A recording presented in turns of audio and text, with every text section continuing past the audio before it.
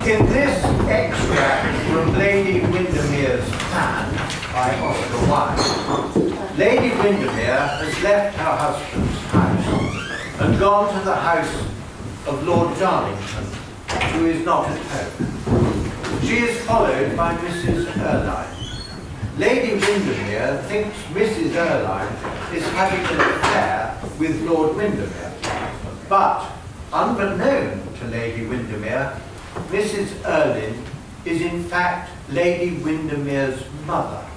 She had to give him up and abandon, give the baby up as a baby. May I introduce the delightful Mrs. Vicky Blount and the lovely Miss Frankie Whillock.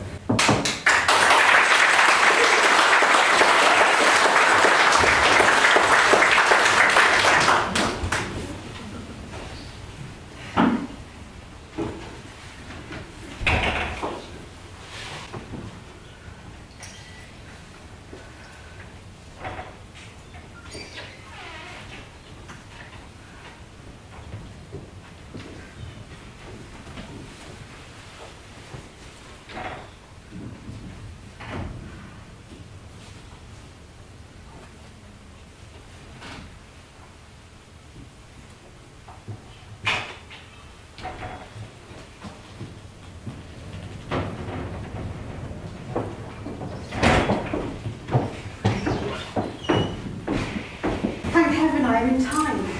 You must return to your husband's house immediately. Must? Yes, you must. There is not a second to be lost.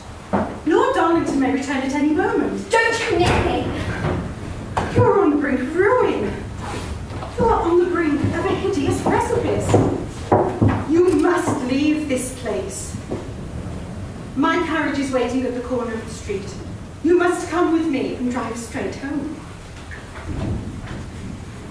What are you doing? Miss Erline, if you had not come here, I would have come back. But now that I see you, I feel that nothing in the whole world would induce me to live under the same roof as Lord Windermere. You fill me with horror. There is something about you that stirs the wildest rage within me. And I know why you are here. My husband sent you to lure me back, that I may serve as blind to whatever relations exist between you and him. You don't think that. You can't. Go back to my husband, Mrs. Erline. He belongs to you and not to me. I suppose he's afraid of scandal. Men are such cowards. They outrage every law of the world and are afraid of the world's tongue. But he had better prepare himself. He shall have a scandal. He'll have the worst scandal there has been in London for years. He shall see his name on every vile paper. Mine on every hideous placard. No, no. Yes, he shall. Had he come himself, I admit, I would have gone back to the life of degradation you and he had prepared for me. I was going back, but to stay himself at home and send you as his messenger. It was infamous, infamous. Think what you like about me. Choose what you say against me. But go back. Go back to the husband you love. I do not love him. You do. And you know that he loves you. He does not understand what love is. He understands it as little as you do. But I see what you want. It would be a great advantage to get me back. Dear heaven, what a life I would have then, living at the mercy of a woman whom has neither mercy nor pity within her, a woman whom it is an infamy to meet, a degradation to know, a vile woman, a woman who comes between husband and wife. Lady Windermere! Lady Windermere, don't say such terrible things. You don't know how terrible they are. How terrible and how unjust. Listen, you must listen. Only go back to your husband.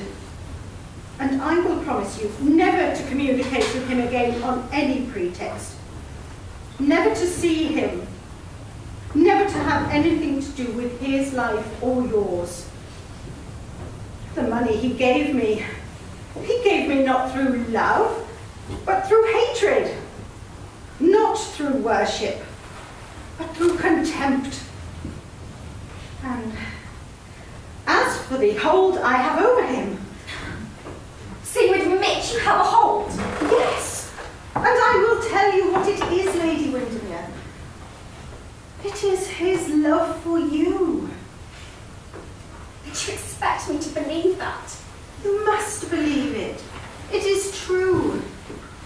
It is his love for you that has made him submit to, call it what you like, threats, tyranny, anything you choose, but it is his love for you that has made him... Oh, it is his love for you that wants to protect you from shame and disgrace. What do you mean? You are insolent. What have I to do with you? Nothing, I know it, but I tell you, your husband loves you. Such love you may never find again in your whole life. But if you throw it away, the day may come when you will search for love, and it will not be given to you. Beg for love, and it will be denied you. Oh, Arthur loves you. Arthur? And you tell me there is nothing between you? Lady Windermere, before heaven! Your husband is guiltless of all offence towards you, and I tell you that had it ever occurred to me that such a monstrous suspicion would have entered your mind, I would have died rather than cross your life or his. Oh, died, gladly died. Talk as if you had a heart. Women like you have no hearts. Heart is not in you. You are bought and sold.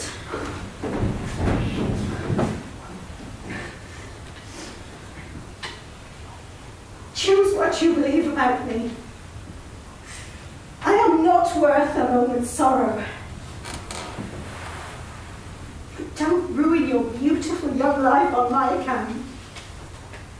You don't know what may be in store for you unless you leave this house at once. You don't know what it is to fall into the pit, to be despised, mocked, abandoned, sneered at, to be an outcast, to find the door shut against one, and to have to creep in through hideous byways, afraid every moment lest the mask should be stripped from one's face, and all the while to hear laughter, the terrible laughter of the world, a thing more tragic than all the tears the world has ever shed. You don't know what that is. One pays for one's sins, and one pays again. And all one's life one pays. You can't get that. And as for me, if suffering be an expiation, then I have expiated all my faults, whatever they have been. For tonight you have made a heart in one who had it not.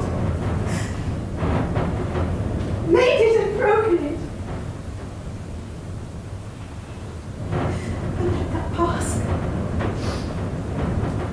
I may have wrecked my own life, but I will not let you wreck yours. You, while you were a mere girl, you would be lost. You don't have the kind of brains that enables a woman to get back. You have neither the wit nor the courage. You could not stand dishonor. No, go back, Lady Windermere. Go back to the husband you love, who loves you. You have a child, Lady Windermere. Go back to that child, who even now, in pain or in joy, may be calling for you. God gave you that child, but he will require from you that you make his life fine, that you watch over him. What answer answer will you give to God if his life is ruined through you? No, go back. Your husband loves you. He has never wavered for a moment from the love he bears you. But even if he had 1,000 loves, you must stay with your child. If he was harsh to you, you must stay with your child. If he ill-treated you, you must stay with your child. And even if he abandoned you, your place is with your child.